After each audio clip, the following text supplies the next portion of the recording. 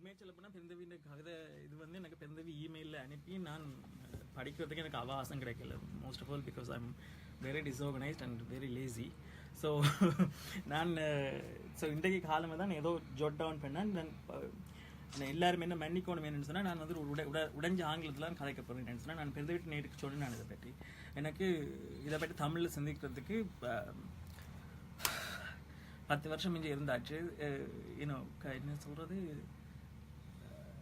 அண்ணன் நடக்க போய் தன்னடையும் கிட்ட தான் காகம் கணக்கில் எனக்கு தமிழும் சரியாக வருதில்லை, இங்கிலீஷும் சரியாக வருதில்லை. ஸோ பட் பிறந்தவியோட விஷயங்களே வந்து நான் கன்செப்ஷுவலாக ஆனுகிறதாலேயோ என்னவோ தெரியல, எனக்கு ஆங்கிலத்தில் கதைக்கிறது ஈஸியாக இருக்குது. ஸோ நான் இப்போ ஆங்கிலத்தில் கதைக்க ஒன்றும் இல்லை. அண்ட் இட்ஸ் ஆல்சோ எனது டிக்ளரேஷன். நான் வந்து கவிதையில் நான் படிக்கிறதுக்கான அவகாசம் எனக்கு வாய்க்காதால நான் கவிதைகளுக்குள்ள பெருசாக நான் போகல. I'm going to develop an approach on how I read Perendavi's poetry, right? So it starts with the positionality. I'm not a critic, not a faithful reader, not a fan, not a follower, not at all a rasiker of poetry. For all intents and purposes, I like to think of myself as a user. This is how I fundamentally relate to almost all things around me, including the family unit, friendship networks, etc., etc. Yes, obviously, without a doubt, it is a relationality forged under contemporary capitalism. But this is a way for me to acknowledge my power, or the lack of it, my own complicity, desire, hatred, choice, choicelessness, so on and so forth, right? In short, I tend to think we, especially during this era of Anthropocene, that is global climate change and imminent collapse and whatever, we are all Americans. That's what I believe. And in dollar and God, we distrust. Of course, I'm under several illusions or delusions here, such as my sickness, our sickness perhaps, right? And as a fellow American like you, I have very little time for poetry. I am of this land, and I shall respond as one of us. Perhaps on behalf of us who are too sick, bored to death, bloated with processed food, with not much care or attention to, spare. ஏன்னா தமிழ்நாட்டு அந்த நிலப்பகுதியில் இருந்து கொண்டு ஒருத்தர் respond பண்ணுற மாதிரி நாங்கள் respond பண்ண முடியாது. We belong to a different, Cheran சொன்னது போல் இன்னொரு திணை, ரைட்? ஸோ அது ப்ரொடியூஸ் பண்ணுற ரெஸ்பான்ஸ் வந்து வித்தியாசமாக தான் இருக்கும். ஒரு அருளோ கடாட்சமோ இல்லாத ஒரு நிலை, right? So for us these things are rarefied commodities. And this is why artists and poets, கலைஞர்களாட்டும் சரி, கவிஞர்களாட்டும் சரி, I do think they are kind of like vendors, sellers who claim to have a privileged access to these rare commodities. And they do indeed run a very credible advertisement campaign for what they are selling. We all love to hate poetry or pretend that we like it or we don't like it or read it or understand it. We all do these things, right? We like to be in the company of poets and we like to declare familiarity and you know the like look at I myself, I'm an avid consumer. So okay, this is a tote bag from New Yorker, and then where's my poetry tote bag? Okay, I think I brought even like this is Poetry magazine. I subscribed to them a while ago, and they sent me this badge. It's a badge, and it says I think poetry. Can you see their logo? Yeah, it's a kind of a badge. That's what actually. Yeah. Okay, so anyway, and I paid £120 for subscription, and anyway, and then there I have, I think in the bag I have 5 collections of Perendavi's poetry, all collection, 5 of them, and I do possess them in my own shelf, right? Whether I read it or not, that's another matter. Okay, why do I buy poetry? Why do I subscribe to it? What do I use it for? How does it help me with getting on with my life or not get on with my life, right? Or assist me to be dead for a while, to awaken myself, to present myself, to erase myself, to appear and to disappear, right? I wrote all this down this morning, so please forgive me for any glib or No. platitude, right? It's going very well. I was worrying about the cold, the distance, plant engineering works in London TFL, and I had to put on my makeup and I have to shave. Being a trans, so it's an added problem. So yeah, I was okay. So here I go. Let me start again with Heidegger. The Nazi sympathizing philosopher who taught Hannah Arendt. I hope people have some familiarity. Anyway, he wrote during Holocaust. So before Holocaust, in his earlier works, Heidegger wrote with an affinity to all things that surrounds us, from like pebbles to stones and artworks, literature, the sky, the stars, and everything, right? He was focusing on all being Dasein. And then in post-war years, right, after the Holocaust, he almost exclusively started focusing on poetry. In fact, at one point he came to declare of it as the art form of modernity. Heidegger's times was of utter destitution. Here I come back to the time of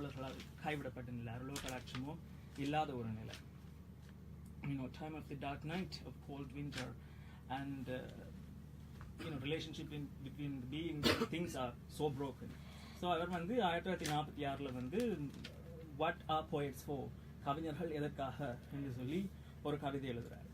And he models this ideal கவிஞர் after this romantic poet Hölderlin and then Rilke. And so they are assigned with a use value. This is where I'm relating back to my original point about capitalism and my current predicament. There's use value, and for the lack of a better word, he is kind of using the poet as like another torchbearer, someone who shines light into the abyss and then reveals these where these things are, and then beings and things can finally connect authentically without making a mistake in these connections. High hopes, right? But I don't have such high hopes because it's since 46 level எழுதுறார், நான் இப்ப 2018, so very low word expectations, and to be honest, most of the time I don't care. And so when Perandevi says after Bharati namakkum tholil kavidai, I take her labor for granted. I mean, she sells her labor, and I am a user, and that's how I relate to it. And fortunately or unfortunately, we have come to this position. I assert this role very uncomfortably and also with some sort of arrogance. I'm very aware of the arrogance in my positionality, and also very but I do think anyway I'm asserting this role not just because it suits my conveniences, my commitment issues, and a general laziness. I also think I have a credible suspicion that this is the only mode of relationality suited for approaching the type of poetry Perandevi is writing. So anyway, so I told you earlier that I use poetry to achieve several aims in my life: to appear and to disappear, to express and to repress, to remember and forget, to hold on and to let go, and to draw and raise and all that, right? So why do I use it? What then exactly is my condition or my disability that I come to rely on the assistance of the poetry? Why cannot I function without it coming to my aid, care, and my rescue, right? What are these care workers? What is the role of this care worker? What are they good for?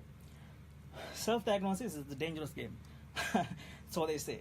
But as a fellow American without health insurance and too much junk time on my hand and a dodgy internet connection, this dangerous game is my favorite pastime, and so is the national favorite pastime. Ask Google, you will get lots of tailor-made ads. Anyway, now I'm going to give you a short history of my complex case history of my self-diagnosis, self-medicating on poetry and theory, and my recent years nourished and supported by Perandevi's poetry. So, a decade ago, it's an old story. I was in 2006. How old was I? I don't know. Okay, I was young, very young, and I thought women should write themselves into literature, because I thought I was suffering from a social death, right? Sickness is a social death because I haven't obtained, my subject hasn't obtained an appropriate amount of description in literature. So no representation, right? So the task, my sisters and myself, now let us write, right? And let us emphasize against this masculine rigidity and conventions and everything. Let us write our leaky bodies that are like flowing and like, you know, this water metaphor was everywhere. So you might remember Anar, and Anar was writing at the time, and Fahima Jahan, Pennia in Ilanga. Aliyal's name itself is Ali Kadal, right? So this water metaphor was a favorite thing for everyone, and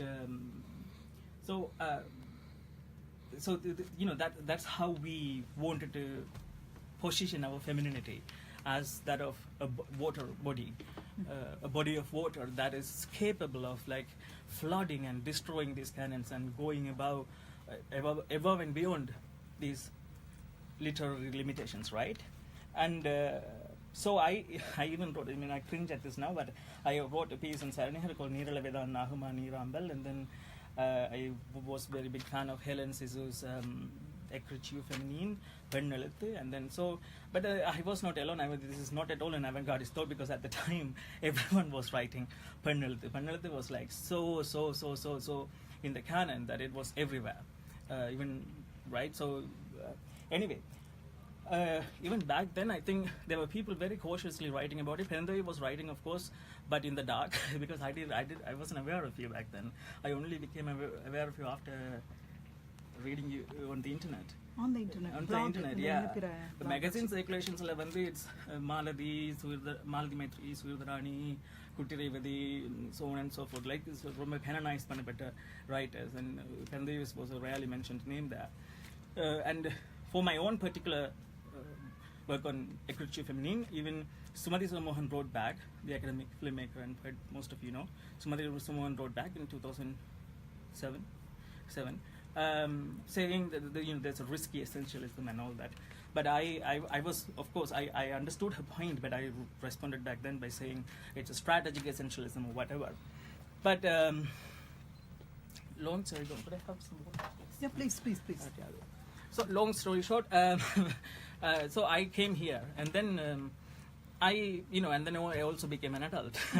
I was 16 and I was 19 then when I came to England, and I started reading more and more, and then I kind of became so jaded with responsibility, and I became a very tired old, not old, but you know what I mean, this indifferent person. And then that's the during the ரிலாக்ஸ்டாவே கூட பேசலாம், நிறைய time இருக்கு நமக்கு. Very going very well, Hari. And the tempo அப்படியே keep up பண்ணுங்க. Sorry, so more about me than Perendavi. So the thing is, then I kind of had a suspicion which became more entrenched, and then I realized that maybe my sickness was not about the lack of an appropriate social description or representation. Maybe it's the opposite. It's the excess of it, or is it's the demand placed upon me to attain that said description was making me sick, I thought, right? I don't know, it's not saying it right, but I don't know, perhaps you can help me out here. But this is just this thought that I thought that it's the description itself was making me problematic, right? Yeah, this, you know, we were interesting point actually. We were all collectively producing this image of a excessively hydrated, watery body. You know, that was the prescribed feminine modality, right? At that time. But I was, you know, in summary, I was too dried up. And then so my I will start again. So with these descriptions of these highly moisturized poets and, you know, highly moist people and feminine bodies and stuff, I was very disappointed in my own incapacity to produce such either. I became also conscious of my own unwillingness and incapacity to perform the desirable femininity 24/7. So when I lost my slim figure, I was slim. Believe me, I was. Raja, do you remember when I was slim? I wouldn't post for photos for you, right? When I lost my slim figure, when my facial hair became more stubborn to manage, when I became impatient in love, when I started demanding commitment from the men I dated, these things became more absurd, I think. So this is where Perandevi steps in. I think Perandevi, I wrote this I waxed lyrical. I am embarrassed by that blog post I wrote, but I thought something like it cured me it healed me, and right? I don't know. I didn't even know you at that time. Yeah, but it really, really, really, really made me. It's like that poetry came in like such a rescuer, I must tell you. And திருப்பி ஒரே இதையே நாங்க செய்து கொண்டிருக்கிறத விட I think it challenged me to kind of not that's not what I'm saying. What am I saying? Okay, you know this depth metaphor that நாங்கள் வந்து நீராலான body and என்னோட I am going to flood all these things, that type of வலிமை என்னட்ட இருக்கு இல்ல. And then அதோட அந்த வலிமை வந்து I really didn't know how to create that depth all the time, because the depth became a labor that I have to perform. பெருந்தவிட இந்த கவிதையில் சொல்றாதான், இப்போ நான் 1940களிலேயோ ஆனந்தி விகடன்லாம் அந்த காலத்தில் பெண்கள் வந்து பின்னால் ஆம்பளை இருக்க ஸ்கூட்டர் ஓடி போனாலே ஆனந்தி விகடன் ஜோக்கு அப்படி போகணும், அதை சிரிச்சு போடினேன். But now we have to be interesting to these men, right? I mean, we have to present ourselves as more desirable. So this work of femininity, this labor of femininity. And I think there are so much similarities between being this desirable punal, kadalhal, I can't do this all the time, and so I have to like stop and I have to crash here. I have to just be like a flesh, a floating body. And I think for your poetry gave me that opportunity to be a rotting body, in just that, not a gendered body. Right? Departure from gendered body. Departure from gendered body. It's a departure from gender. And you know, at that time, no one at that time I identified as a gay man, a gay boy. But and I came to her poetry because you were the only one who were writing about these queer bodies, about the aeroplanes and the boys wanting to build aeroplane in their backyards, and the சிறுமிகள் வந்து பொறாமையோட பார்க்கிறது in உலகருசி. I think உலகருசியோட இச்சுடல் lecture இக்கடலிச்சுவையோட முதல் 2006 வந்து you have been writing about this body that is not confinable to gender descriptions, right? And that is so prescient, that is so ahead of her time, and I have not met any poet who has done that work in such a poetic and such a nuanced manner, I have to say. Now I am just praising her, but you know, okay, as a user, I highly recommend this product. Let me just say, it healed me. Right. Saves you a therapist. I was going on to therapy and everything. Nothing worked, but this worked. So I'm going to just say that, you know, so this poem that I took as an example, நான் நல்ல பெண்ணல்ல, என்னில் அன்பு கொளிப்பதில்லை, பூக்கள் எனக்கு புரிவதில்லை, மழை பெய்தாலே December, கண்ணை சாத்திக் கொள்கிறேன். Right? It might seem to you as, you know, how I theorized it, like a refusal of feminine labor, or like withdrawal from participating in that image being perpetuated and continued, right? But a few lines later, she comes and say promptly, and that this is not a confession. Idoru bhava mannipu thoniyalla, and also idoru paisa parada dahaval. This doesn't worth anything. Just even the subversion that I have just made, even the refusal of labor that I have just performed, is also a paisa parada dahaval. But this is where it gets more interesting. It's the most interesting what she does next.